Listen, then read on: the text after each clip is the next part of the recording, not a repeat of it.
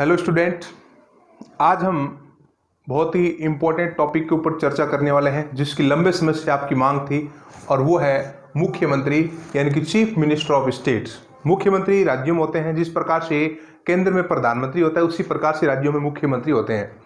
मुख्यमंत्री को लेकर हम आज पूरी विस्तार से चर्चा करने वाले हैं। एक ही वीडियो में मैं चाहता हूं कि आपके सारे क्वेश्चन कंप्लीट हो जाए। मुख्यमंत्री को अगर एक एक बारीकी से आप क्वेश्चन करने बैठे हो तो लगभग 300 के समथिंग क्वेश्चन जो है मुख्यमंत्री से बन सकते हैं और आज हम हर क्वेश्चन तक पहुंचने का पूरा हम प्रयास करेंगे।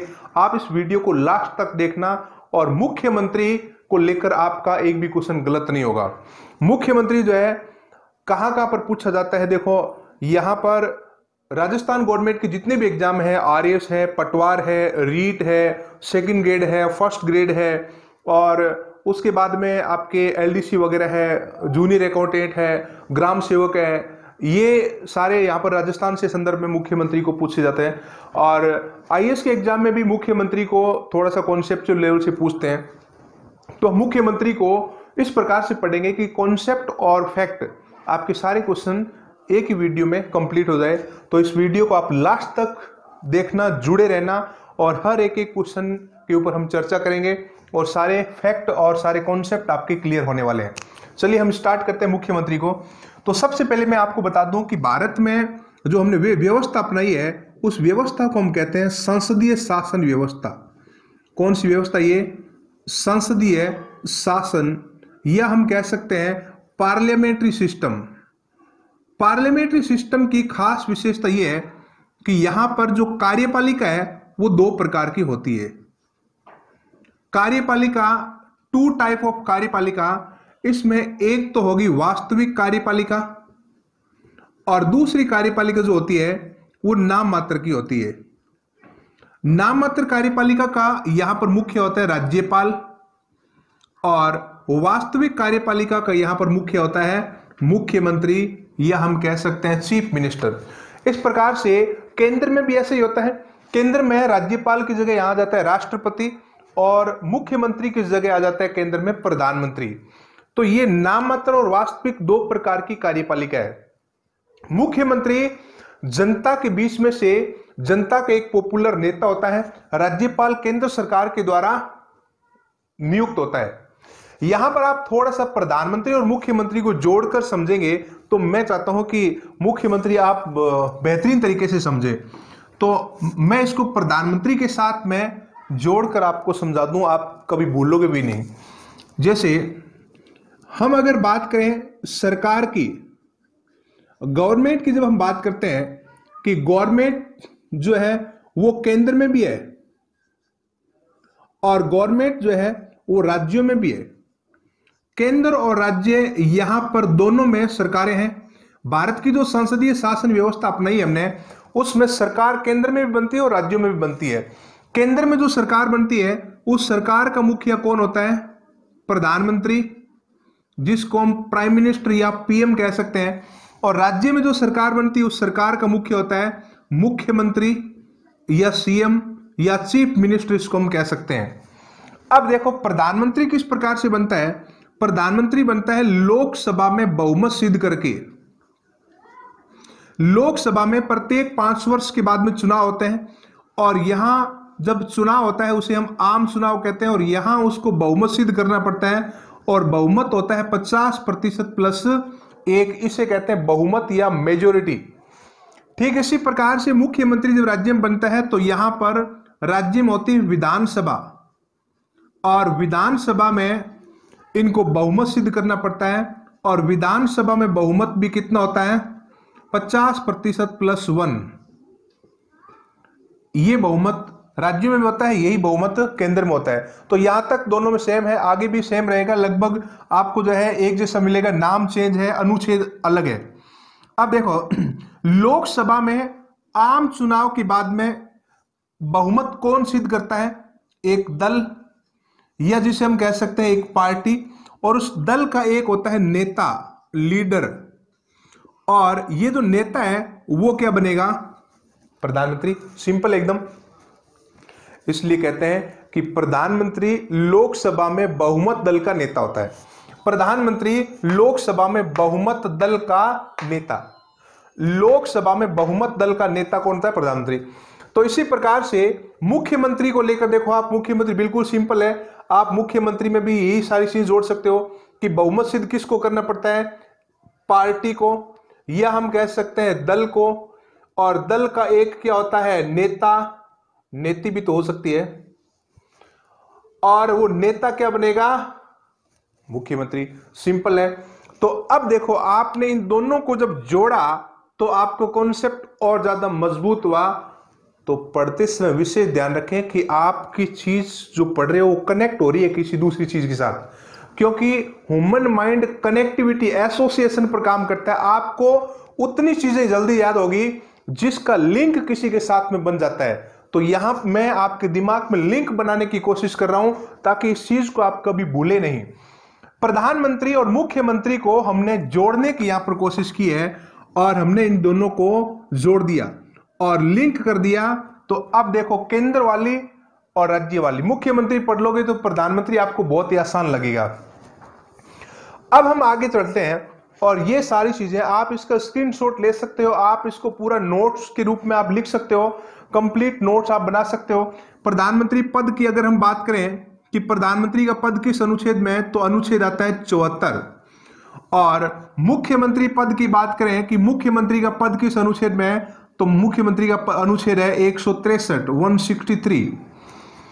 देखो 163 में लिखा है कि राज्यपाल को परामर्श देने के लिए एक मंत्री परिषद होगी और उसका मुखिया मुख्यमंत्री होगा। यही बात अनुच्छेद 74 में लिखी है केंद्र के लिए कि राष्ट्रपति को परामर्श देने के लिए एक मंत्री परिषद होगी और उसका मुखिया प्रधानमंत्री होगा। तो यहां पर 74 और यहां पर 163, इन दोनों में सेम चीजें लिखी है, एक राज्य के लिए है, एक केंद्र के लिए। तो यहां तक आपको बिल्कुल एकदम क्लियर समझ में आ गया होगा। आप कभी भी पढ़ें लेकिन आप इस प्रकार से डायग्राम बनाकर पढ़ें। आप डायग्राम बनाकर पढ़ोगे तो मैं गारंटी लेता हूं कि आपकी कनेक्टिविटी बढ़ेगी और आपको मजा आएगा और आपको लगेगा कि पढ़ना बहुत ही आसान है। पढ़ाई आपके लिए गेम बन जाएगी और जिस दिन गेम पढ़ाई बन जाएगी तो पढ़ाई में आपको उतना ही मजा आएगा जितना आपको पबजी खेलने में आता है। पबजी खेला होगा आपने। कई लोग जो है अभी गार्जियन के फोन आ रहे हैं कि बच्चा घर में पबजी खेल रहा है और दिन रात पबजी में लगा हुआ है और वो इसका पीछा नहीं छोड़ रहा है। तो मैंने कहा एक बार मेरे पास भेज दो, मैं उसका इलाज कर दूंगा पबजी का पूरा कंप्लीट परमानेंट। तो अभी आगे बढ़ते हैं। देखो तो एक हम बात करते हैं या मुख्यमंत्री की आगे। तो संसदीय व्यवस्था की हमने जोड़कर बात की, मुख्यमंत्री और प्रधानमंत्री को जोड़ा। अब हम बात करते हैं मुख्यमंत्री की नियुक्ति की। ध्यान से आप देखना, नियुक्ति। मुख्यमंत्री नियुक्त होता है, निर्वाचित होता है, मनोनीत होता है या चयनित होता है। यहां ये बात आपको कंफ्यूज कर सकती है। यह क्वेश्चन कई बार एग्जाम में पूछा है कि मुख्यमंत्री निर्वाचित होता है या मुख्यमंत्री नियुक्त होता है या मुख्यमंत्री चयनित होता है या मुख्यमंत्री मनोनीत होता है। ये जो चार शब्द हैं, इन चारों शब्दों को समझना बहुत ही जरूरी है। निर्वाचित, नियुक्त और चयनित और मनोनीत। निर्वाचित को हम इंग्लिश में बोलते हैं इलेक्टेड और नियुक्त को बोलते हैं इंग्लिश में अपॉइंटेड और चयनित को बोलते हैं सेलेक्टेड और मनोनीत को इंग्लिश में बोलते हैं नॉमिनेटेड। तो अब देखिए थोड़ा सा हम इसको समझ लेते हैं ताकि कई प्रकार के क्वेश्चन, जरूर नहीं कि मुख्यमंत्री के पूछे, वो राष्ट्रपति का पूछ सकते हैं कि राष्ट्रपति क्या होता है, प्रधानमंत्री का पूछ सकते हैं प्रधानमंत्री क्या होता है, लोकसभा अध्यक्ष का पूछ सकते हैं कि लोकसभा अध्यक्ष इसमें से क्या होता है। देखो आपको कॉमन सेंस भी लगाना है साथ साथ। सरकारी पद को प्राप्त करने के चार तरीके हैं। कितने तरीके हैं? चार तरीके सरकारी पद को प्राप्त करने के। या तो आप निर्वाचित हो जाओ, या नियुक्त हो जाओ, या चयनित हो जाओ, या मनोनीत हो जाओ। आपने कभी सोचा अकेले बैठकर कि आप गवर्नमेंट जॉब में जाओगे तो इनमें से क्या कहलाओगे? नियुक्त, निर्वाचित, मनोनीत, चयनित। चलिए तो आप देखें, अभी समझे इसको, शब्दों को समझ लो, बिल्कुल आसान। निर्वाचित में वोटिंग होता है, मतदान के आधार पर जिसको पद मिले वो निर्वाचित या इलेक्टेड। नियुक्ति में सहमति होती है, सहमति के आधार पर किसी को पद मिले वो नियुक्त कहलाता है। निर्वाचन में मतदान होता है, नियुक्ति में सहमति होती है। निर्वाचित में मतदान, जैसे राष्ट्रपति, उपराष्ट्रपति, लोकसभा, राज्यसभा, राज्यों की विधानसभा, विधान परिषद, पंचायती राज, नगर पालिकाएं, नगर निगम, ये सारे जनता के द्वारा प्रत्यक्ष या अप्रत्यक्ष रूप से निर्वाचित होते हैं, तो यहां वाले निर्वाचित कहलाएंगे। नियुक्ति में सहमति होती है, उस पद के लिए, उस व्यक्ति के लिए सहमति होती है ग्रुप की, और सहमति से उसको पद मिलता है, वो नियुक्त कहलाता है। जैसे प्रधानमंत्री नियुक्त होता है, the prime minister of India appointed by the president of India. यहां पर मुख्यमंत्री नियुक्त होता है, प्रधानमंत्री नियुक्त होता है। राज्यपाल क्या होता है? राज्यपाल भी नियुक्त होता है राष्ट्रपति के द्वारा, इनके लिए कोई चुनाव वगैरह नहीं होता है। चयनित जो होता है, सिलेक्टेड, उसमें एग्जाम होता है, एग्जाम पास करके जो पद प्राप्त करते हैं सरकारी, वो चयनित कहलाएंगे। यानी कि आप गवर्नमेंट जॉब में जाने वाले हैं और आप सब चयनित कहलाएंगे, सिलेक्टेड। देखो यहां आप कभी कभी एग्जाम में ऐसे क्वेश्चन आते हैं तो कॉमन सेंस लगाकर भी आप आंसर दे सकते हो। जैसे मान लो कि आपका कोई क्वेश्चन पूछ लिया, ऐसे राष्ट्रपति का पूछ लिया कि राष्ट्रपति होता है मनोनीत, नियुक्त, निर्वाचित, चयनित, तो आप कुछ ऑप्शन को काट सकते हैं, 2 ऑप्शन को आप काट दें। 2 ऑप्शन जो नहीं हो सकते उनको काटें। जहां पर माइनस मार्किंग होती है वहां पर 50% रिस्क लेना चाहिए। 50% से ज्यादा रिस्क लेने का मतलब है कि अंधेरे में तीर चलाना। अंधेरे में तीर बिल्कुल नहीं चलाना है, तीर चलाना है तो देख कर चलाना है। बाकी चीजें आप अच्छे से पढ़ोगे तो आपको तीर चलाने की जरूरत नहीं है, सीधा टू द पॉइंट हिट करोगे आप। तो यहां पर कॉमन सेंस ऐसे भी लगा सकते हो कि राष्ट्रपति को हमने कभी सेलेक्ट होते हुए नहीं देखा। अगर राष्ट्रपति सेलेक्ट होता तो लोग कहते नहीं कि अरे बाप रे बाप, रामनाथ कोविंद जो है उनका राष्ट्रपति में सिलेक्शन हो गया। कभी ऐसे सुना कि मोदी का जो है प्रधानमंत्री में सिलेक्शन हो गया, अशोक गहलोत का राजस्थान की मुख्यमंत्री में सिलेक्शन हुआ है हाल ही में। तो ये कुछ टोन हमारे दिमाग में फिक्स हो रखी है, तो आप ऐसी टोन को याद करके भी कॉमन सेंस लगा सकते हो कि यार ये लोग जो है सेलेक्ट तो नहीं होते, यानी कि चयनित तो नहीं होते, चयनित एग्जाम पास करके होते हैं। मनोनीत तो होते हैं गुण या विशेषताओं के आधार पर, जिनके अंदर कुछ खास गुण या विशेषताएं होती है, वो मनोनीत कहलाते हैं। चलिए तो हम आगे बढ़ते हैं। ये तो हो गया कि मुख्यमंत्री की नियुक्ति होती है अनुच्छेद 164 के अनुसार। यहां पर आर्टिकल 164 हमारे लिए बहुत इंपॉर्टेंट है। अनुच्छेद 164 कहता है, 164 कहता है कि मुख्यमंत्री की नियुक्ति राज्यपाल करेगा। मुख्यमंत्री की नियुक्ति कौन करेगा? राज्यपाल। अनुच्छेद 164 में ये बात लिखी हुई है। अब इसमें देखो, नियुक्ति, राज्य का जो मुख्यमंत्री है वो नियुक्ति इसकी करेगा राज्यपाल। लेकिन अब यहां हमें कुछ जानना जरूरी है कि क्या राज्यपाल अपनी मर्जी से किसी व्यक्ति को मुख्यमंत्री नियुक्त कर सकता है? नहीं, मर्जी से तो नहीं नियुक्त कर सकता। तो वो देखेगा कि आम चुनाव के बाद में उसकी पार्टी ने विधानसभा में बहुमत हासिल किया है क्या। बहुमत हासिल अगर कर लिया तो उस व्यक्ति को मुख्यमंत्री के रूप में नियुक्त करेगा कौन? राज्यपाल। तो मुख्यमंत्री की नियुक्ति राज्यपाल के द्वारा की जाती है। और अब इसमें जब राज्यपाल मुख्यमंत्री को नियुक्त करता है तो मुख्यमंत्री को आदेश मिलता है कि आप बहुमत सिद्ध करें। राज्यपाल मुख्यमंत्री को आदेश देता है कि बहुमत सिद्ध करें, और ये बहुमत सिद्ध कहां पर होता है? ये बहुमत सिद्ध होता है राज्य की विधानसभा में, जो निम्न सदन है, जो जनता का सदन है, जो आम जनता का सदन है, जहां अभी अभी चुनाव होता है वह है, वहां पर बहुमत सिद्ध करना पड़ता है उसको। और 1 महीने का, लगभग 30 दिनों का समय राज्यपाल देता है कि इस दौरान बहुमत सिद्ध कर दो। और बहुमत सिद्ध करने के लिए उसको क्या करना पड़ेगा? एक प्रस्ताव पारित करना पड़ेगा, और उस प्रस्ताव को क्या कहते हैं? मोशन ऑफ कॉन्फिडेंस, यानी कि विश्वास प्रस्ताव। ये जो विश्वास प्रस्ताव है, इस विश्वास प्रस्ताव को विधानसभा में पारित करवाएगा मुख्यमंत्री, यहां पर बहुमत से पारित करवाएगा। देखो बहुमत कैसे जांचा जाता है, आप ध्यान से इसको समझें। बहुमत जांचने के लिए विधानसभा में 50% + 1 इतने लोगों के हस्ताक्षर इसके ऊपर होना बहुत जरूरी है। और वो सदस्य कौन होंगे? विधानसभा के निर्वाचित सदस्य। ये बहुमत अगर यहां पर हस्ताक्षर कर दे तो बहुमत सिद्ध हो गया, और बहुमत सिद्ध हो गया तो मुख्यमंत्री की सीट पक्की होगी। अगर बहुमत सिद्ध नहीं हुआ तो मुख्यमंत्री को पद छोड़ना पड़ेगा। लेकिन ध्यान रहे, बहुमत नियुक्ति के बाद सिद्ध करना होता है, न कि पहले। तो मुख्यमंत्री का जो बहुमत है वो 30 दिनों के अंदर अंदर सिद्ध हो जाना चाहिए विधानसभा में, और उसके लिए विश्वास प्रस्ताव पारित करवाया जाता है। इस प्रकार से हमने मुख्यमंत्री की नियुक्ति की है। अब यहां पर जब मुख्यमंत्री की नियुक्ति होती है तो उस समय ही राज्यपाल मुख्यमंत्री को शपथ दिलाता है। यहां पर हम बात करेंगे शपथ, जिसका उल्लेख भी अनुच्छेद 164 में ही मिलता है।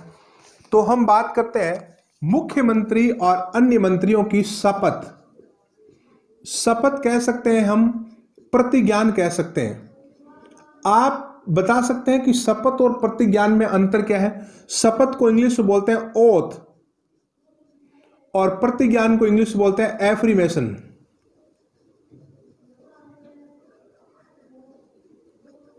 ऑथ, एफर्मेशन, इन दोनों में अंतर यह है, देखो आप ध्यान से देखना, ये चीज आपको कहीं किताबों में भी नहीं मिलेगी, शपथ या प्रतिज्ञान में अंतर।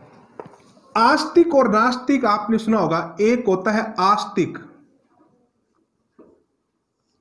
और एक होता है नास्तिक। जो भगवान में आस्था रखता है उसको क्या कहते हैं? आस्तिक। और जो भगवान में आस्था नहीं रखता है उसको कहते हैं नास्तिक। नास्तिक का मतलब है जो भगवान में विश्वास नहीं रखता है।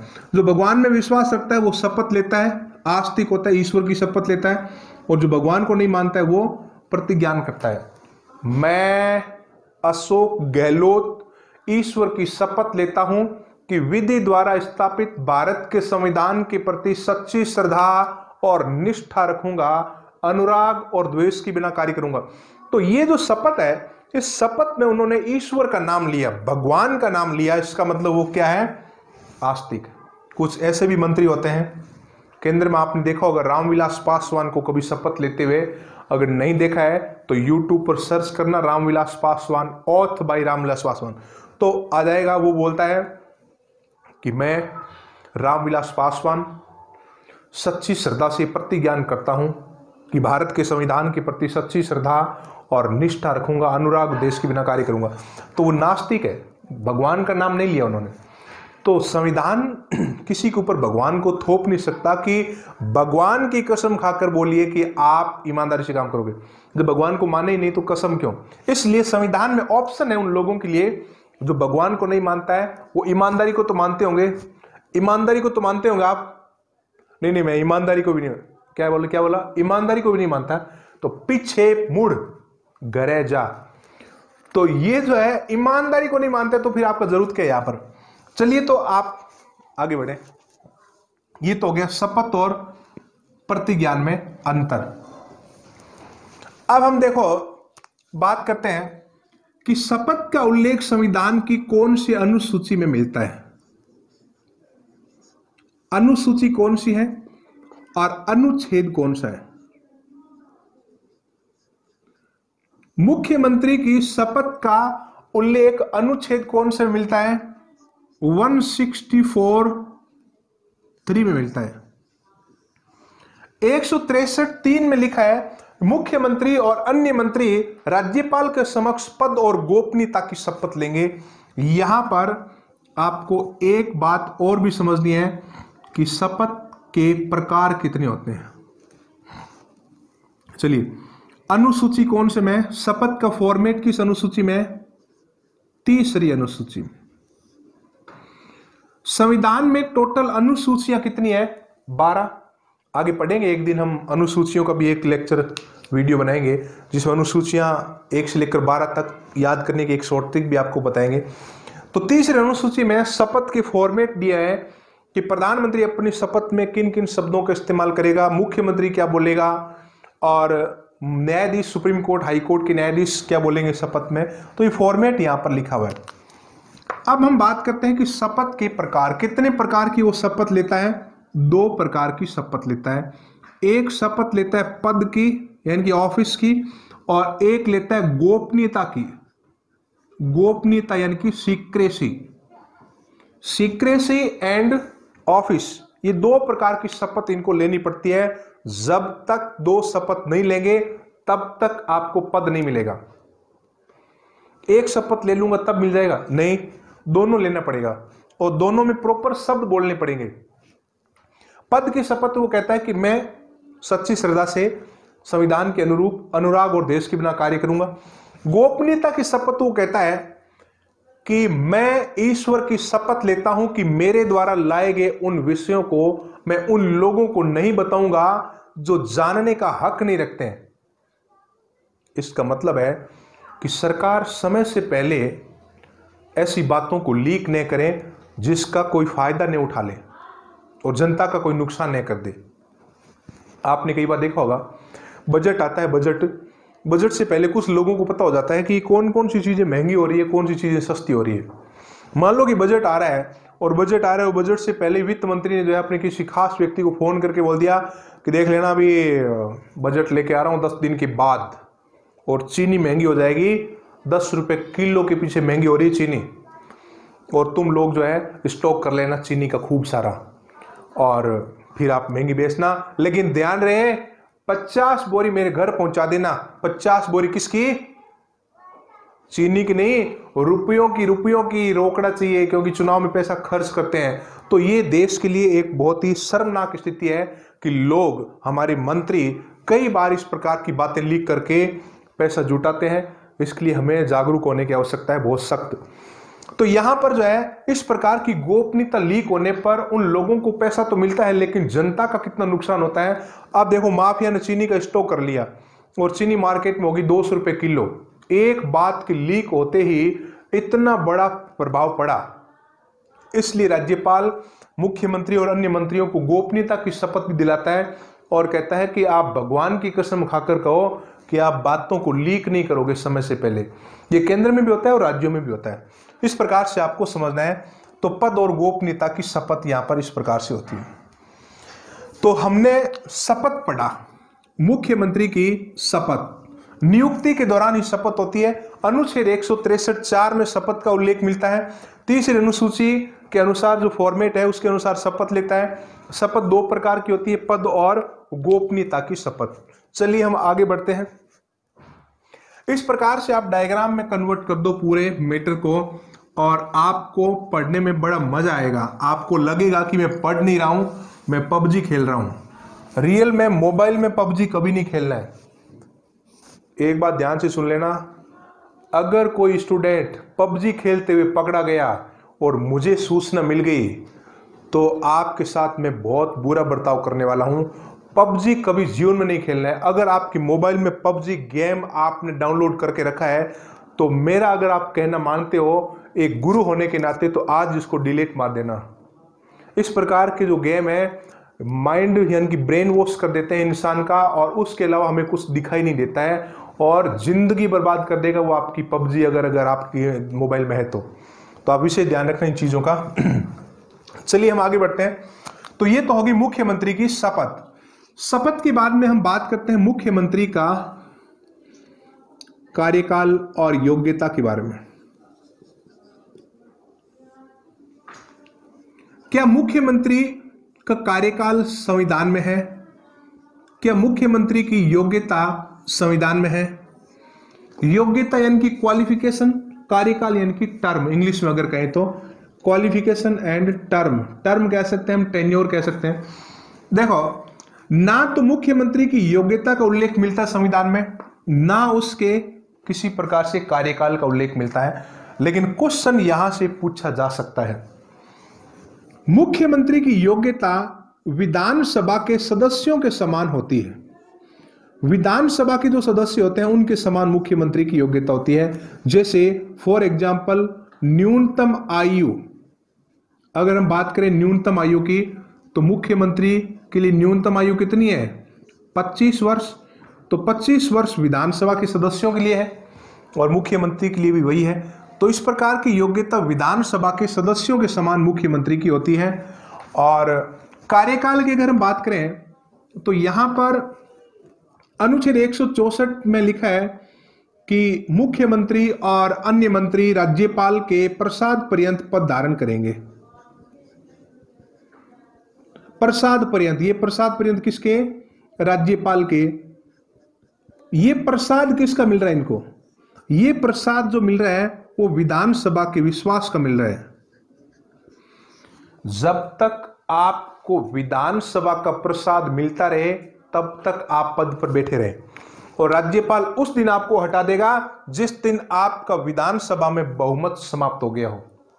इसलिए राज्यपाल देखता रहता है कि मुख्यमंत्री है, विधानसभा में बहुमत है, विधानसभा में विश्वास है, विश्वास नहीं है तो इसको हटा देगा। इसलिए कहते हैं कि मुख्यमंत्री और अन्य मंत्री राज्यपाल के प्रसाद पर्यंत पद धारण करते हैं। इनका कार्यकाल फिक्स नहीं होता है, लेकिन विधानसभा का कार्यकाल फिक्स है। विधानसभा का कार्यकाल 5 वर्ष होता है, और 5 वर्ष तक वो तब रह सकता है जब विधानसभा में उसको बहुमत है, मेजोरिटी है। विधानसभा में मेजोरिटी का मतलब देखो, राजस्थान में जैसे 200 सीट है, 200 सीटों का बहुमत 101 सीट होगी। 101 सीट कम से कम इनके पास होनी चाहिए, और उससे कम होगी तो राज्यपाल कभी भी आदेश दे सकता है कि बहुमत सिद्ध कीजिए। और बहुमत सिद्ध करने में अगर असफल हो गया, विश्वास प्रस्ताव पारित करने में असफल हो गया, तो राज्यपाल इसको हटा देगा। इसलिए कार्यकाल इनका निश्चित नहीं होता है। फिर भी अगर एग्जाम में पूछ लें कि कार्यकाल कितना होता है, 5 वर्ष, 4 वर्ष, 6 वर्ष और विधानसभा में विश्वास होने तक, तो इसका आंसर होगा विधानसभा में विश्वास होने तक। और अगर ऐसा पूछ ले कि 4 वर्ष, 5 वर्ष, 6 वर्ष, 7 वर्ष, 4 ऑप्शन हो तो 5 वर्ष होगा, क्योंकि विधानसभा कार्यकाल 5 वर्ष होता है। इस प्रकार से आपको ये सारी चीजें पढ़नी है। तो योग्यता और कार्यकाल का उल्लेख संविधान में नहीं है। योग्यता विधानसभा के सदस्यों के समान होती है, और कार्यकाल जो होता है वो कार्यकाल वो अनिश्चित होता है। इस प्रकार से आपको मुख्यमंत्री का कार्यकाल और योग्यता समझना है। चलिए हम आगे बढ़ते हैं। बहुत ही सिंपल है, बहुत ही इंटरेस्टेड है। अगर आप अपने दिमाग को बार बार कहते हो कि मुझे बहुत अच्छा लग रहा है, मुझे पढ़ने में मजा आ रहा है, और 100 बार ये बोल दो आप डेली, 100 दिन 100 बार यहाँ पर बोल दो, वैसे आपका व्यवहार में तब्दील हो जाएगा, और आपको मैं कहता हूँ रियल में मजा आने लग जाएगा। तो आप बार बार अपने दिमाग को ये मत बताइए कि मुझे अच्छा नहीं लग रहा है, अच्छा नहीं लग रहा है। आप, कई लोग कहते हैं कि मुझे भाई बहन अच्छे नहीं लगते हैं, माता पिता अच्छे नहीं लगते हैं, पड़ोसी अच्छे नहीं लगते हैं, मैथ अच्छी नहीं लगती है, रीजनिंग अच्छी नहीं लगती है, तो रियल में एक दिन वो अच्छे नहीं लगेंगे उनको, और व्यवहार में शामिल हो जाएगा। इसलिए आप कभी भी गलत इंफॉर्मेशन यहाँ पर न दें, अच्छी इंफॉर्मेशन दें और पॉजिटिव इंफॉर्मेशन दें। आपकी बॉडी एकदम पॉजिटिव हो जाएगी, और देखने वालों को लगेगा कि यार कोई इंसान खड़ा है सामने। ऐसे दमदार पर्सनैलिटी होनी चाहिए, और पॉजिटिव एनर्जी इस प्रकार से लगातार इमिटिंग होनी चाहिए बॉडी में से, ताकि सामने वाले देखते आपको पॉजिटिव हो जाए। इस प्रकार से आपका व्यक्तित्व होना बहुत ही जरूरी है। चलिए हम आगे बढ़ते हैं। मुख्यमंत्री की शपथ होगी, मुख्यमंत्री की नियुक्ति होगी, मुख्यमंत्री का पद हो गया, कार्यकाल हो गया। अब हम मुख्यमंत्री को पद से हटाते हैं। हटाना, अगर मुख्यमंत्री को पद से हटाना हो तो हम क्या करेंगे? विधानसभा में एक अविश्वास प्रस्ताव लाएंगे। अविश्वास प्रस्ताव को इंग्लिश में बोलते हैं non confidence motion. Confidence motion जो होता है वो विश्वास प्रस्ताव होता है, और नॉन कॉन्फिडेंस मोशन अविश्वास प्रस्ताव होता है। देखो यहां पर हमने अभी थोड़ी देर पहले एक विश्वास प्रस्ताव पढ़ा था, विश्वास प्रस्ताव। तो इन दोनों को एक साथ आप जोड़कर पढ़ेंगे तो आपको जल्दी समझ में आ जाएगा।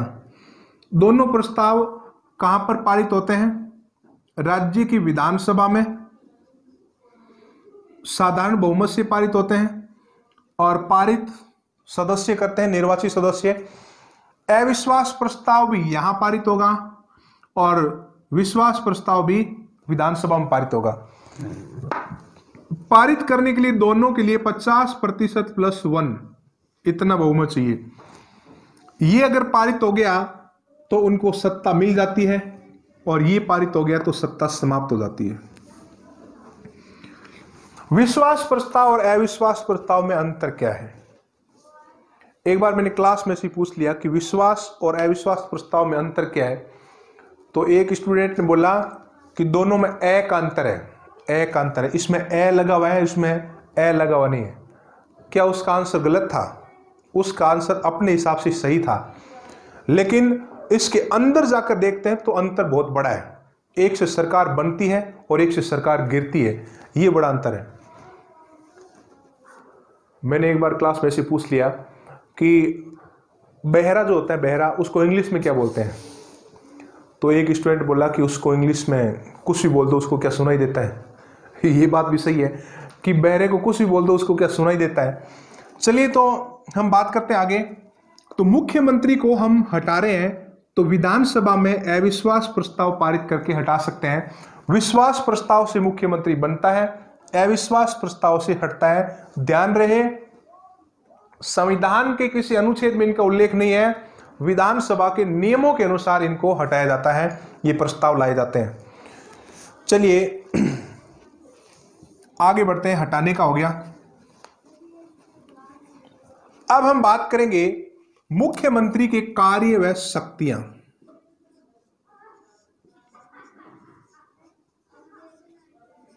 मुख्यमंत्री के कार्य व शक्तियां, पावर्स एंड फंक्शन।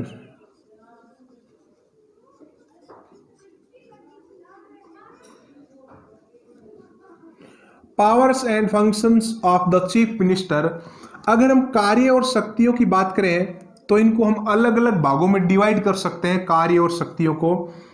एक तो मंत्री परिषद के बारे में, मुख्यमंत्री कौन कौन सी शक्तियों का इस्तेमाल करता है। दूसरा हम बात करेंगे कि विधानमंडल के बारे में,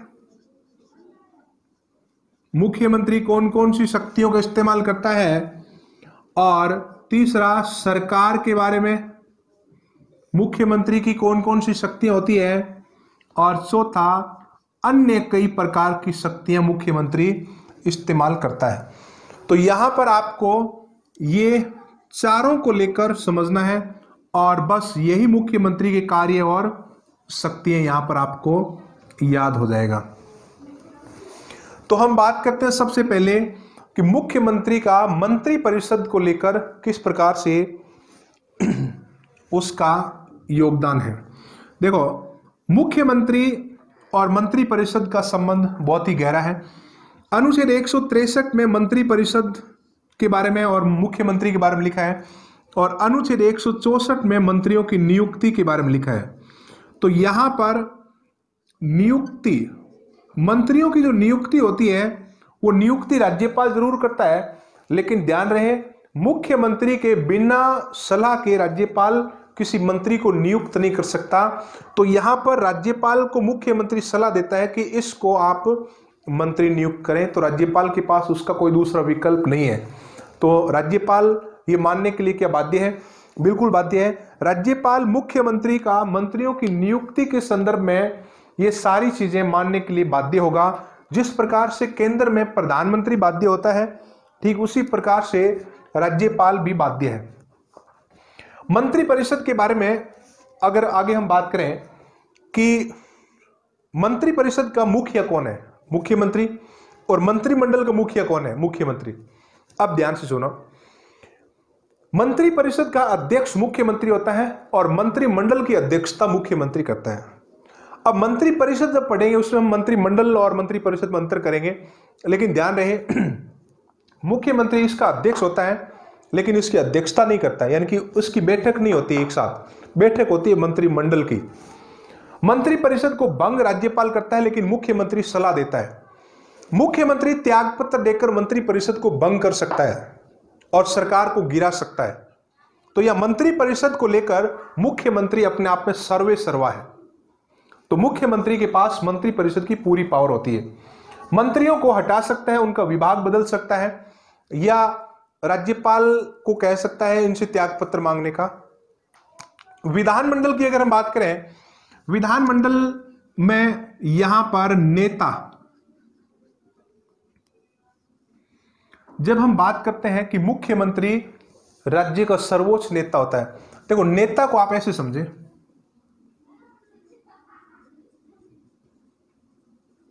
सर्वोच्च नेता या लीडर। मुख्यमंत्री जो है वो अपने राज्य का सर्वोच्च नेता होता है और सदन का सर्वोच्च नेता होता है। राज्य का सबसे बड़ा नेता अगर कोई होता है तो मुख्यमंत्री होता है। देखो नेता जो होता है वो पार्टी का होता है, और राज्य में सबसे बड़ी पार्टी कौन सी है? जिसने विधानसभा में बहुमत हासिल किया है वो सत्तारूढ़ पार्टी होती है। उस पार्टी का जो लीडर होता है मुख्यमंत्री बनता है। अभी थोड़ी देर पहले हमने पढ़ा भी था कि विधानसभा में बहुमत दल का नेता, विधानसभा में बहुमत दल का नेता राज्य का सर्वोच्च नेता होता है, ये ध्यान रखना आपको। और सदन का नेता, जिस सदन का मुख्यमंत्री सदस्य है उसी का वो नेता कहलाएगा। ध्यान से सुनना दूसरी बार, और मुख्यमंत्री जरूर नहीं कि विधानसभा का ही नेता होगा। अगर राज्य में विधान परिषद है तो विधान परिषद का भी मुख्यमंत्री नेता हो सकता है, उसका सदस्य बनकर मुख्यमंत्री बन सकता है। तो इसलिए यहां पर सदन का नेता लिखा है, न कि विधानसभा का नेता। लेकिन सामान्यतः इन जनरली मुख्यमंत्री विधानसभा का ही नेता होता है, जैसे राजस्थान वगैरह, क्योंकि विधान परिषद है तो भारत में केवल 7 ही है, बाकी एक सदनात्मक व्यवस्था है, वहां पर विधानसभा एक ही सदन है, तो उस सदन का सदस्य उसको बनना पड़ेगा। अभी महाराष्ट्र सरकार को लेकर आपने देखा होगा बड़े जो विवाद उत्पन्न हो गए थे। उद्धव ठाकरे मुख्यमंत्री बने थे, वो किसी सदन के सदस्य नहीं थे, और बाद में उन्होंने देखा कि विधान परिषद का सदस्य बन जाऊंगा, लेकिन कोरोना के कारण विधान परिषद के चुनाव जो है चुनाव आयोग ने आगे सरका दिए, पोस्टपोन कर दिए। तो अब 6 महीने तक ही मुख्यमंत्री इस प्रकार से बिना सदस्य बने मुख्यमंत्री पद पर रह सकता है। तो अब जो उसका जो है सीट जो है संकट में आ गई।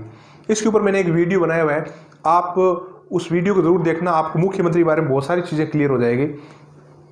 आप इसमें Shri Ram classes Bikaner YouTube channel जो भी देख रहे हो, उसी में नीचे लिखा है महाराष्ट्र की सत्ता कोरोना के कारण संकट में, तो उसमें आप मुख्यमंत्री को उस वीडियो का जरूर देखना। चलिए, तो विधानमंडल में नेता किसका होता है? वो सदन का नेता होता है। और सदन वो कौन सा होगा? या तो विधानसभा होगा, लेजिस्लेटिव असेंबली, या विधान परिषद होगा, लेजिस्लेटिव काउंसिल। इसको बोलते हैं लेजिस्लेटिव असेंबली और इसको बोलते हैं लेजिस्लेटिव काउंसिल। इसके जो सदस्य होते हैं, विधानसभा के सदस्य, उनको बोलते हैं एमएलए, और विधान परिषद के सदस्यों को बोलते हैं MLC, member of legislative council, member of legislative assembly. तो मुख्यमंत्री विधानमंडल में नेता होता है सदन का, और जिस सदन का वो सदस्य होगा उसका स्वतः वो नेता बन जाएगा। दूसरी बात, विधानमंडल में पूछे गए सवालों का जवाब देना मुख्यमंत्री को जरूरी है, क्योंकि सरकार का मुखिया है वो। सदन के लोग किसी भी प्रकार के सवाल पूछते हैं तो जवाब देना ये बाध्यकारी है। विधानसभा के अध्यक्ष से परामर्श करके विधानसभा की कार्रवाई का क्रम निर्धारित भी मुख्यमंत्री करता है। राज्यपाल को सत्र बुलाने के लिए परामर्श भी देता है। साल में 3 प्रकार के जो सत्र होता है उसके लिए राज्यपाल को सिफारिश करता है अकॉर्डिंग टू आर्टिकल 174। सरकार की बात करें तो वो सरकार का मुखिया होता है मुख्यमंत्री। जब सरकार का मुखिया होता है तो वो सरकार के जो मुख्य विषय होते हैं, नीतियों के मुख्य विषय, उनकी घोषणाएं करता है। किसी प्रकार की कोई कल्याणकारी योजना है, जनता के हित में कोई इस प्रकार की सब्सिडी का नया कोई प्रावधान किया गया है, कोई ऋण माफी वगैरह है, इस प्रकार की बड़ी बड़ी जो योजनाएं हैं या कोई नीति कोई बनी है सरकार के द्वारा, तो वो मुख्यमंत्री ही उसकी घोषणा करता है। अभी देखा कोरोना चल रहा है और राजस्थान के मुख्यमंत्री अशोक गहलोत ने कहा कि हमारे जो मजदूर लोग दूसरे राज्यों में हैं उनको हम लाएंगे और यहाँ पर जो दूसरे राज्यों के मजदूर हैं उनको हम उनके राज्यों में भेजेंगे। तो ये सरकार का डिसीजन है और सरकार का मुख्यमंत्री होता है और वो इस प्रकार के डिसीजन लेता है। लॉकडाउन के दौरान किन किन चीज़ों की डील ली जाएगी वो मुख्यमंत्री तय करता है मंत्रिमंडल की बैठकों में। अन्य प्रकार के कार्यों में अगर हम देखें तो यहां पर अनुच्छेद आता है 167 167। देखना, ध्यान से देखना, 167 में लिखा है कि राज्यपाल मंत्रिपरिषद की सूचना प्राप्त करेगा। मंत्रिपरिषद के संबंध में सभी प्रशासनिक कार्यों की सूचनाएं राज्यपाल को मिलना बहुत ही जरूरी है और यह काम किसका है? मुख्यमंत्री का। अब देखो सॉरी, मंत्रिपरिषद के समस्त प्रशासनिक कार्यों की सूचना मुख्यमंत्री किसको देगा? राज्यपाल को। यहां पर राज्यपाल और मंत्रिपरिषद के बीच में कड़ी का काम करता है मुख्यमंत्री, दोनों के बीच में मिलाने का काम करता है। राज्यपाल मंत्रिपरिषद के द्वारा लिए गए सभी निर्णयों की सूचना मांग सकता है। अगर राज्यपाल को ऐसा पता लग जाए कि मंत्री परिषद या मंत्री ने कोई निर्णय ले लिया और मंत्री परिषद में उसकी चर्चा नहीं हुई है, तो उस विषय को वो मंत्री परिषद में रखवा सकता है, उनको आदेश दे सकता है। यहां पर मंत्री परिषद और राज्यपाल के बीच में कड़ी का काम करता है मुख्यमंत्री। तो आप ये बता सकते हो कि न्यायपालिका और सरकार के बीच में कड़ी का काम कौन करता है? तो उस व्यक्ति का नाम है राज्य का महाधिवक्ता। राज्य का महाधिवक्ता, जिसको हम एडवोकेट जनरल कहते हैं, वो न्यायपालिका और सरकार के बीच में कड़ी का काम करता है। महान्यायवादी केंद्र सरकार और केंद्र की न्यायपालिका के बीच में काम करता है। राज्य का महाधिवक्ता या एडवोकेट जनरल राज्य सरकार और राज्य की न्यायपालिका के बीच में मिलाने का कड़ी का काम करता है, जो सरकार के पक्ष रखता है। आगे पढ़ेंगे उसको महाधिवक्ता को। उसके बाद में अन्य कार्यों में हम बात करेंगे। योजना बोर्ड का अध्यक्ष होता है। राज्य में कल्याणकारी योजना बनाने के लिए योजना बोर्ड होता है और दीर्घकालिक योजनाएं बनाता है, लॉन्ग टर्म योजना। और इसका जो अध्यक्ष होता है वो कौन होता है? मुख्यमंत्री होता है। अन्य कार्यों में हम ये बात कर सकते हैं कि राज्य में जो मुख्य सचिव होता है, मुख्य सचिव, चीफ सेक्रेटरी, उसकी नियुक्ति किसके द्वारा की जाती है? ये क्वेश्चन कई बार पूछा गया है, पुलिस में, पटवार में, रीट में, सेकंड ग्रेड में, आरएस में, कि मुख्य सचिव की नियुक्ति किसके द्वारा होती है राज्य में? तो वो मुख्यमंत्री के द्वारा होती है। ध्यान रखना आपको। यहां कंफ्यूज इसलिए हो सकता है आपको कि राज्यपाल संवैधानिक प्रमुख है, तो राज्यपाल के नाम से सारी नियुक्तियां होती है, लेकिन कुछ ऐसे पद हैं जहां पर मुख्यमंत्री नियुक्तियां करता है, जैसे राज्य का मुख्यमंत्री, राज्य का संसदीय सचिव। पिछली बार सेकंड ग्रेड में ये पूछा गया था कि राज्य के संसदीय सचिव की नियुक्ति कौन करता है? तो ध्यान रखना है, या केंद्र में प्रधानमंत्री करता है, राज्य में मुख्यमंत्री करता है। केंद्र में जैसे कैबिनेट सचिव होता है, उसी प्रकार से राज्य में मुख्य सचिव होता है, जो वरिष्ठतम आईएएस ऑफिसर होता है, जो सभी प्रशासनिक अधिकारियों को कंट्रोल करता है। केंद्र वाला कैबिनेट सचिव, राज्य वाला मुख्य सचिव। केंद्र वाला कैबिनेट सचिव प्रधानमंत्री द्वारा नियुक्त होता है, राज्य वाला मुख्य सचिव मुख्यमंत्री द्वारा नियुक्त होता है। तो ये हमने पढ़े हैं मुख्यमंत्री के कार्य व शक्तियां। चलिए, तो मुख्यमंत्री के कार्य और शक्तियों के बाद में हम आगे बढ़ते हैं और आगे हम बात करेंगे मंत्री परिषद की। अब हम बात करते हैं राज्य की मंत्री परिषद। यहां कई प्रकार के क्वेश्चन बनते हैं। मंत्री परिषद और मंत्रिमंडल में अंतर क्या होता है? मंत्री परिषद में कौन कौन शामिल होता है? मंत्रिमंडल में कौन कौन शामिल होता है? मंत्री परिषद का उल्लेख किस अनुच्छेद में है? मंत्रिमंडल का उल्लेख किस अनुच्छेद में है? इस प्रकार के महत्वपूर्ण क्वेश्चन जो एग्जाम में पूछे जाते हैं मंत्री परिषद। केंद्र में भी मंत्री परिषद होती है, राज्य में भी मंत्री परिषद होती है। राज्य की मंत्री परिषद में आपको मंत्रिमंडल से इसको अलग करना बहुत ही जरूरी है। ये अंतर आपको पता होना जरूरी है। देखो, आप इसको मान ले मंत्री परिषद, इसके अंदर एक और घेरा है, इसको मान ले आप मंत्रिमंडल।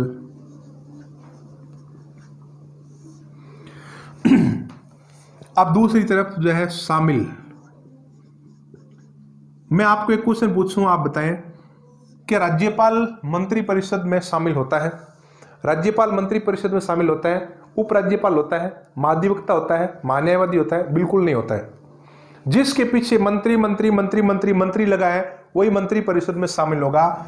जैसे मुख्यमंत्री मंत्री परिषद में शामिल होगा। अगर राज्य में उप मुख्यमंत्री है तो उप मुख्यमंत्री भी मंत्री परिषद में शामिल होगा। राज्य के कैबिनेट मंत्री ये मंत्री परिषद में शामिल होंगे। राज्य के राज्य मंत्री ये मंत्री परिषद में शामिल होंगे। उप मंत्री ये मंत्री परिषद में शामिल होंगे। तो ये इस प्रकार से मंत्री परिषद में शामिल होते हैं। अब देखो, यहां पर आप थोड़ा सा गौर करें। मंत्री परिषद का उल्लेख संविधान के अनुच्छेद 163 में है, लेकिन मंत्रिमंडल का उल्लेख संविधान के किसी भी अनुच्छेद में नहीं है। केंद्र की मंत्रिमंडल का उल्लेख संविधान के अनुच्छेद 352 में है, लेकिन राज्य की मंत्रिमंडल का उल्लेख संविधान में नहीं है। ये आपको थोड़ा सा अंतर ध्यान में होना जरूरी है। यहां पर अनुच्छेद 164 हमारे लिए बहुत ही इंपॉर्टेंट है। अनुच्छेद 164 में मंत्रिपरिषद के सदस्यों की नियुक्ति के प्रावधान है। नियुक्ति के बारे में अभी हमने पढ़ा भी था। यहां पर सामूहिक उत्तरदायित्व के भी प्रावधान है कि मंत्रिपरिषद सामूहिक उत्तरदायी किसके प्रति होती है। शपथ के प्रावधान है, यहां पर सदस्यता के प्रावधान है कि सदस्य किसके होते हैं, और उसके बाद में यहां पर उनके वेतन वगैरह, वेतन भत्ते वगैरह, उसके बाद में मंत्रियों की संख्या वगैरह, ये इसमें 164 में इसका उल्लेख मिलता है। ध्यान से सुने इसको। नियुक्ति के बारे में पढ़ लिया हमने। अनुच्छेद 164 के अनुसार मुख्यमंत्री और अन्य सभी मंत्रियों की नियुक्ति कौन करता है? राज्यपाल करता है। सामूहिक उत्तरदायित्व या कलेक्टिव रिस्पॉन्सिबिलिटी देखो, collective responsibility of the state ministers before Vidhan Sabha या लेजिस्लेटिव असेंबली। तो सामूहिक उत्तरदायित्व जो होता है मंत्री परिषद का, ये विधानसभा के प्रति होता है। ये आपको विशेष ध्यान रखना है। इसका संविधान में उल्लेख है 164 में। इस सामूहिक उत्तरदायित्व का मतलब होता है कि विधानसभा अगर एक अविश्वास प्रस्ताव पारित कर दे किसी एक मंत्री के खिलाफ भी, तो पूरी की पूरी मंत्री परिषद को ही त्याग पत्र देना पड़ता है। ये सामूहिक उत्तरदायित्व का सिद्धांत होता है। और सामूहिक उत्तरदायित्व में दूसरा आता है कि मंत्रियों से पूछे गए सवालों का जवाब देना अनिवार्य होगा सदन में। सामूहिक उत्तरदायित्व में तीसरा आता है कि मंत्रियों के निर्णय भी सामूहिक होंगे, यानी कि मंत्री परिषद ने जो निर्णय लिया है वो सामूहिक होगा और प्रत्येक मंत्री को उसमें सहमत होना जरूरी है। अगर मंत्री परिषद के निर्णय से कोई मंत्री सहमत नहीं हुआ तो उस मंत्री को ही त्याग पत्र देना पड़ेगा, न कि मंत्री परिषद अपना निर्णय बदलेगी। तो मंत्री को ही त्याग पत्र देना पड़ता है। तो शपथ के बारे में अभी हमने पढ़ा था कि शपथ जो है मंत्रियों को कौन दिलाता है? तो मंत्रियों को शपथ दिलाता है राज्यपाल। अजय, राज्यपाल को शपथ कौन दिलाता है? राज्यपाल को शपथ दिलाता है उच्च न्यायालय का मुख्य न्यायाधीश। सदस्यता के बारे में पढ़ा था कि मंत्रियों को सदस्य बनना पड़ेगा किसका? विधानसभा का या विधान परिषद का, यानी कि विधानमंडल यहां शब्द लिखा है। विधानमंडल की जब बात करते हैं तो विधानसभा भी आ जाती है, विधान परिषद भी आ जाती है। अगर आपके राज्य में विधान परिषद है तो आप विधान परिषद के भी सदस्य बन सकते हो। अगर विधान परिषद नहीं है तो आपको विधानसभा का सदस्य बनना पड़ेगा। 6 महीने के अंदर अंदर आपको सदस्य बनना पड़ेगा अगर आप शपथ के दौरान सदस्य न हो तो। अभी महाराष्ट्र में क्या हुआ था? महाराष्ट्र वाली कहानी जो है, जो वीडियो में आप देखना, उसमें यही कहानी लिखी है कि उद्धव ठाकरे शपथ के दौरान किसी भी सदन के सदस्य नहीं थे। संविधान का अनुच्छेद 164 उनको 6 महीने का टाइम देता है कि 6 महीने में आप किसी एक सदन का सदस्य बन जाओ, नहीं तो पद छोड़ना पड़ेगा।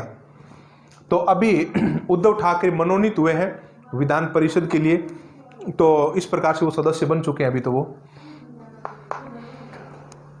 वेतन, मंत्रियों का वेतन अलग अलग राज्यों में अलग अलग वेतन होता है। वेतन के बारे में तो क्वेश्चन नहीं पूछा जाता है, लेकिन ये पूछा जा सकता है कि वेतन कहां से मिलता है। इनको वेतन राज्य की संचित निधि से मिलता है और वेतन का निर्धारण विधानमंडल के द्वारा विधि बनाकर किया जाता है। संख्या, यहां पर ये इंपॉर्टेंट है, ये बहुत ज्यादा इंपॉर्टेंट है संख्या वाला। यहां अधिकतम संख्या का उल्लेख है, यहां न्यूनतम संख्या का उल्लेख है। मंत्रियों की अधिकतम संख्या विधानसभा की कुल संख्या के कितना हो सकती है? 15% और न्यूनतम 12 मंत्री। अगर 15% 12 से कम होते हैं तो आप 12 को फॉलो करोगे। कम से कम 12 मंत्री होना बहुत ही जरूरी है और अधिकतम 15%, कम से कम 12 मंत्री होना जरूरी है और अधिकतम 15%। जैसे फॉर एग्जांपल, आप एग्जांपल से समझे, राजस्थान की विधानसभा में कितनी सीटें हैं? राजस्थान विधानसभा में 200 सीट है और 200 सीट का 15% कितना हो गया?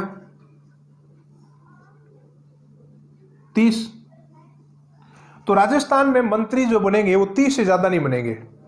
ये 15% का प्रावधान संविधान में ये कब किया गया, ये भी इंपॉर्टेंट है एक संशोधन हुआ था 91वां, अटल बिहारी वाजपेयी सरकार के समय हुआ था 91वां संविधान संशोधन 2003।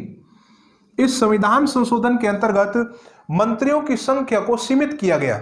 गठबंधन की सरकारें बनी थी इस दौरान और मंत्रियों की संख्या लगातार बढ़ती रही और भ्रष्टाचार भी बढ़ता रहा। तो न्यायपालिका ने हस्तक्षेप करके ये संविधान संशोधन करवाया था कि ज्यादा मंत्री होने से काम नहीं होगा, मंत्रियों की संख्या सीमित होनी चाहिए। तो ये संख्या को सीमित कर दिया गया। केंद्र में लोकसभा की कुल संख्या के 15% अधिकतम मंत्री होते हैं और राज्यों में विधानसभा की कुल संख्या के 15%। न्यूनतम 12 मंत्री हो सकते हैं, लेकिन केंद्र में न्यूनतम का उल्लेख नहीं है, ये ध्यान रखना। केंद्र और राज्य में ये थोड़ा सा अंतर है। चलिए, तो ये होगी मंत्री परिषद और मंत्रिमंडल।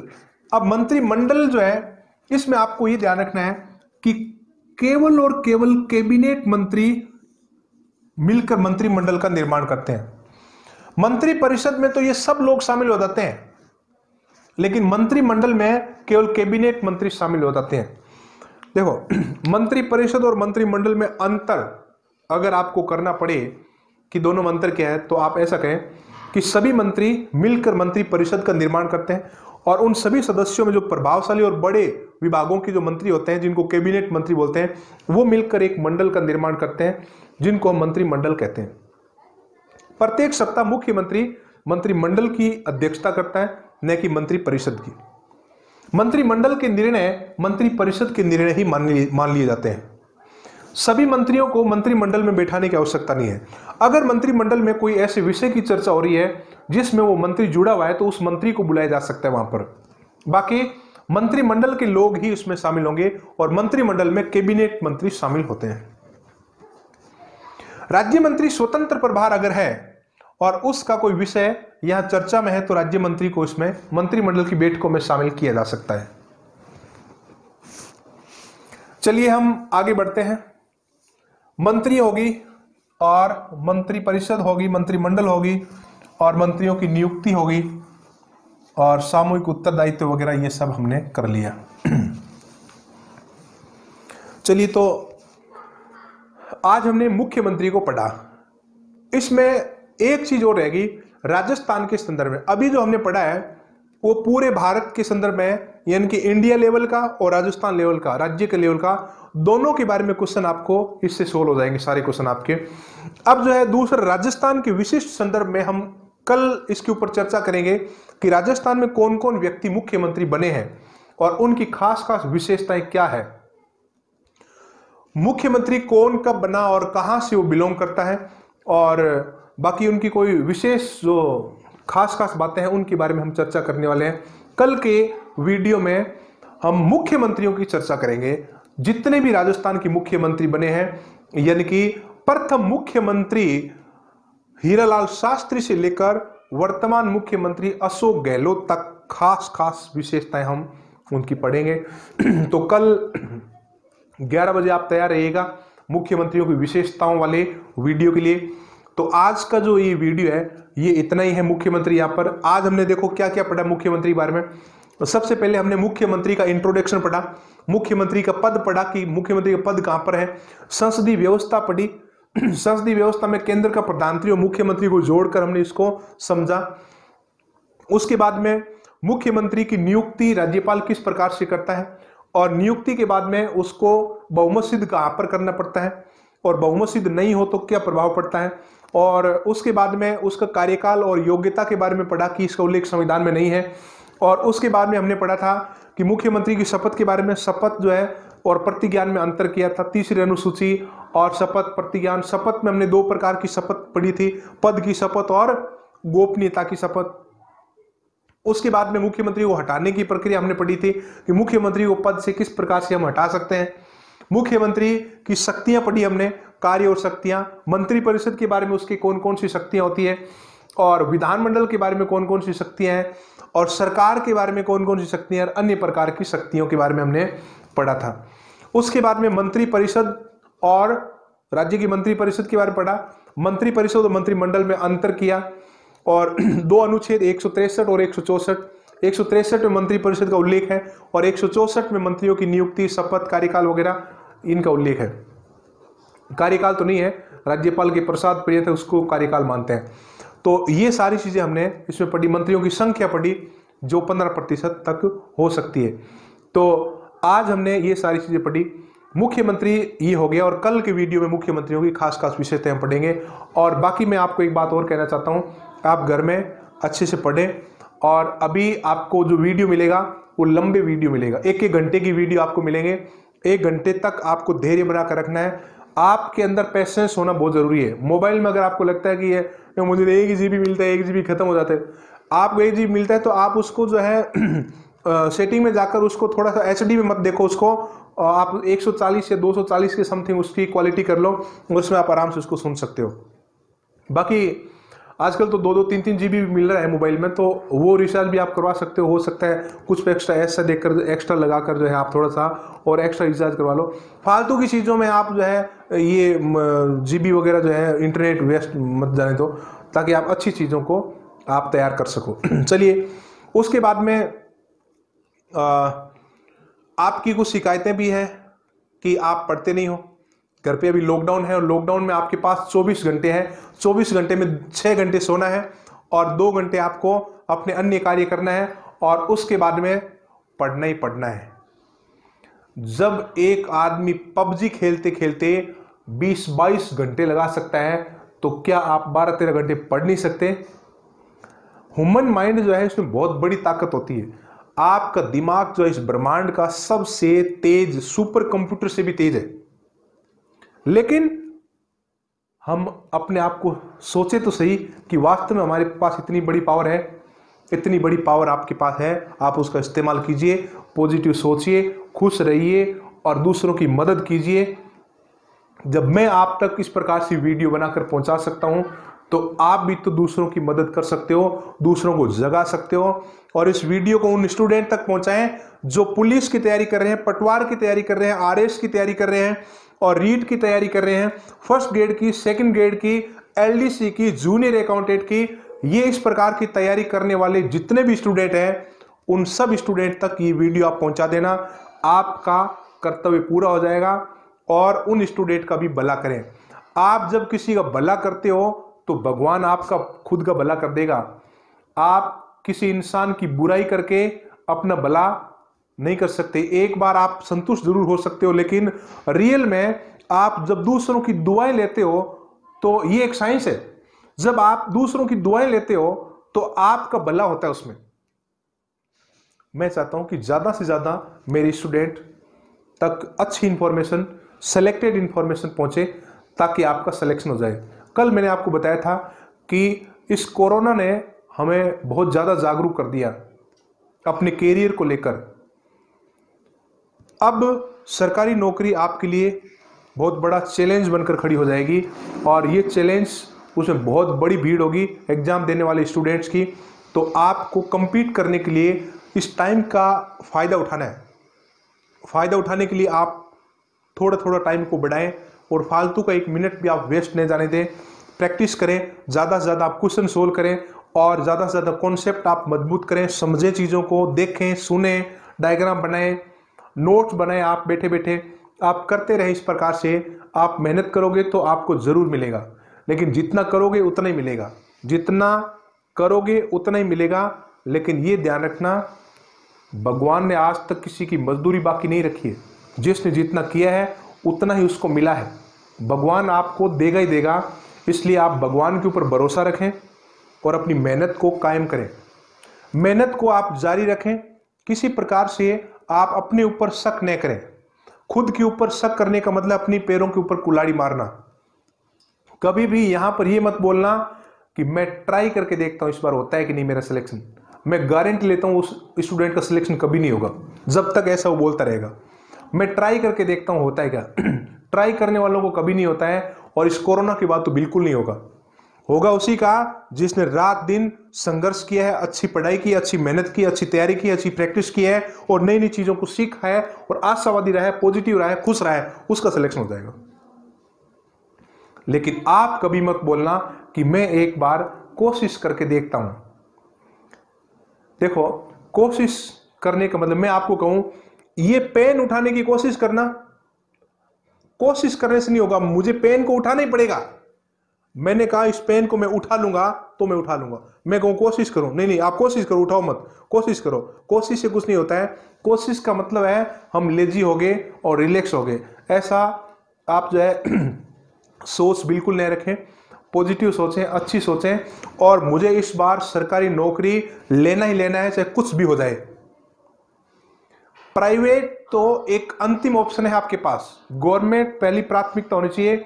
अगर आप क्वालिफाइड हैं, अगर आप मानसिक और शारीरिक रूप से स्वस्थ हैं, अगर आप जो है आपने 10वीं 12वीं ग्रेजुएशन किया है तो आप क्वालिफाइड है। और आप अगर स्वस्थ हैं, आपकी आंखों से आपको दिखाई दे रहे हैं, कानों से आपको सुनाई दे रहे हैं, और आप हाथ पांव आपके काम कर रहे हैं, पाचन तंत्र आपका बिल्कुल अच्छे से काम कर रहे हैं, आप स्वस्थ हैं। लेकिन कुछ लोग मानसिक रूप से बीमार हैं, उनका इलाज भी जरूरी है। तो मानसिक रूप से जो बीमार है उनका इलाज यही है कि उनको बताइए कि आपका कैरियर का क्या होगा। आज से 5 साल बाद, 3 साल बाद, 4 साल बाद आप अपने आप को कहां देखना चाहते हो। तो आज सोचें, आज जो कर रहे हो उसी का फल आपको कल मिलने वाला है। तो इसलिए आज अच्छा कीजिए, आपको कल अच्छा मिलेगा। बाकी हम मिलेंगे कल सुबह 11 बजे। जय हिंद, जय भारत।